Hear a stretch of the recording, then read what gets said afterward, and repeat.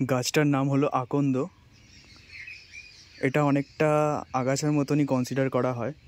এই গাছের ওপরে একটা হালকা মোম টাইপের একটা প্রলেপ থাকে, যেটা কীটপতঙ্গগুলোকে এই গাছটাকে আক্রমণ করতে থেকে আটকায়।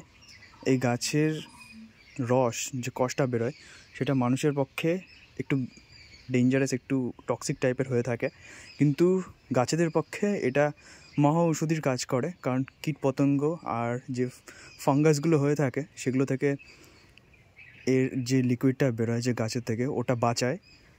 বেশি কিছু করার প্রয়োজনও নেই। 2-3টে পাতা জলে সেদ্ধ করে এই জলটাকে যদি গাছে স্প্রে করা হয়, তবে গাছের যে কটা ফাঙ্গাস লেগে থাকবে কিংবা যে কীটপতঙ্গের আক্রমণ থাকবে সেগুলো থাকবে না, হবেই না, ঠিক হয়ে যাবে পুরোপুরি। এই গাছের রসটা কীরকমভাবে বেরোয় তোমাদের দেখাচ্ছি।